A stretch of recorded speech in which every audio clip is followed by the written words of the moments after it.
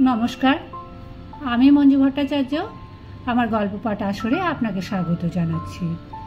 পড়ছি আরণ্যক উপন্যাসের ত্রয়োদশ পরিচ্ছেদের তৃতীয় পর্ব। কিন্তু পরদিন ঝুলন উৎসব দেখিয়া মটুকনাথ, রাজু, এমনকি মুনেশ্বর সিং পর্যন্ত মুগ্ধ হইয়া গেল। পরদিন সকালে উঠিয়া দেখি ভানুমতির বয়সী কুমারী মেয়েই অন্তত 30 জন চারিপাশের বহুটোলা ও পাহাড়ি বস্তি হইতে উৎসব উপলক্ষে আসিয়া জুটিয়াছে। একটি ভালো প্রথা দেখিলাম। এত নাচ গানের মধ্যে ইহাদের কেহই মহুয়ার মদ খায় নাই।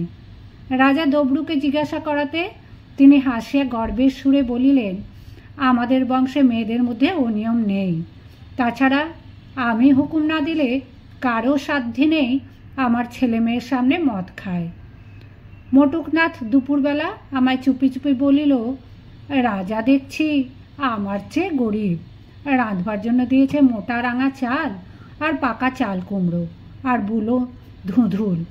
এতগুলো লোকের জন্য কি রাঁধি বলুন তো? সারা সকাল ভানুমতির দেখা পায় নাই। খাইতে বসিয়াছি, সে এক বাটি দুধ আনিয়া আমার সামনে বসিল। বলিলাম, তোমাদের গান কাল রাতে বেশ লেগেছিল। ভানুমতি হাসি মুখে বলিল, আমাদের গান বুঝতে পারেন? বলিলাম, কেন পারবো না? এতদিন তোমাদের সঙ্গে আছি, তোমাদের গান বুঝবো না কেন? আজ ওবেলা আপনি ঝুলন দেখতে যাবেন তো? সেই জন্যই তো এসেছি। কত দূর যেতে হবে?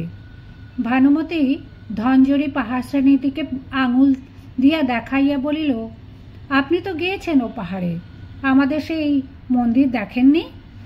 এই সময় ভানুমতির বয়সী একদল কিশোরী মেয়ে আমার খাবার ঘরের দরজার কাছে আসিয়া দাঁড়াইল। বাঙালিবাবুর ভোজন পরম কৌতূহলের সহিত দেখিতে এবং পরস্পরে কি বলা বলি করিতে লাগিল। ভানুমতি বলিল, যা সব এখান থেকে। এখানে কি? একটি মেয়ের সাহস অন্য মেয়েদের চেয়ে বেশি। সে একটু আগাইয়া আসিয়া বলিল, বাবুজিকে ঝুলনের দিন নুন করম চা খেতে দিসনি তো? তাহার এ কথার পেছনের সব মেয়ে খিলখিল করিয়া হাসিয়া উঠিয়া উহার গায়ে হাসিয়া গড়াইয়া পড়িল। ভানুমতিকে বলিলাম, ওরা হাসছে কেন? ভানুমতি সলজ্জ মুখে বলিল, ওদের জিজ্ঞেস করুন, আমি কি জানি। ইতিমধ্যে একটি মেয়ে বড় একটা পাকা কামরাঙা লঙ্কা আনিয়া আমার পাতে দিয়া হাসিয়া বলিল, খান বাবুজি, একটু লঙ্কার আচার। ভানুমতি শুধু আপনাকে মিষ্টি খাওয়াচ্ছে তা তো হবে না, আমরা একটু ঝাল খাওয়াই। সকলে আবার হাসিয়া উঠিল। এতগুলি তরুণীর মুখের সরল হাসিতে দিন মানেই যেন পূর্ণিমার জ্যোৎস্না ফুটিয়া উঠিয়াছে। সন্ধ্যার পূর্বে একদল তরুণ তরুণী পাহাড়ের দিকে রওনা হইল। তাহাদের পিছু পিছু আমরাও গেলাম। সে এক প্রকাণ্ড শোভাযাত্রা। পূর্ব দিকে নওয়াদা লক্ষ্মীপুরার সীমানায় ধনঝরি পাহাড়, যে পাহাড়ের নিচে মিছি নদী উত্তর বাহিনী হইয়াছে। সেই পাহাড়ের বন শীর্ষে পূর্ণচন্দ্র উঠিতেছে। একদিকে নিচু উপত্যকা, বনে বনে সবুজ, অন্যদিকে ধনঝরি শৈলমালা। মাইলখানেক হাঁটিয়া আমরা পাহাড়ের পাদদেশে আসিয়া পৌঁছিলাম। কিছু দূর উঠিতে একটা সমতল স্থান পাহাড়ের মাথায়। জায়গাটা ঠিক মাঝখানে একটা প্রাচীন পিয়াল গাছ, গাছের গুঁড়ি, ফুল ও লতায় জড়ানো। রাজা দবরুকে বলিলেন, এই গাছ অনেক কালের পুরনো। আমি ছেলেবেলা থেকে দেখে আসছি এই গাছের তলায় ঝুলনের সময় মেয়েরা নাচে। আমরা একপাশে তালপাতা চেটাই পাতিয়া বসিলাম, আর সেই পূর্ণিমার জ্যোৎস্না প্লাবিত বনান্ত স্থলিতে প্রায় 30টি কিশোরী তরুণী গাছটিকে ঘুরিয়া ঘুরিয়া নাচিতে লাগিল। পাশে পাশে মাদল বাজাইয়া একদল যুবক তাহাদের সঙ্গে সঙ্গে ঘুরিতেছে। ভানুমতিকে দেখিলাম এই দলের পুরো ভাগে। মেয়েদের খোঁপায় ফুলের মালা, গায়ে ফুলের গহনা। কত রাত পর্যন্ত সমানভাবে নাচ ও গান চলিল। মাঝে মাঝে দলটি একটু বিশ্রাম করিয়া লয়, আবার আরম্ভ করে। মাদলের বোল, জ্যোৎস্না, বর্ষা স্নিগ্ধ বনভূমি, সুঠাম শ্যামা নৃত্য পরায়ণা তরুণীর দল, সব মিলিয়া কোনো বড় শিল্পীর অঙ্কিত একখানি ছবির মতো তার সুশ্রী। একটি মধুর সঙ্গীতের মতো তার আকুল আবেদন।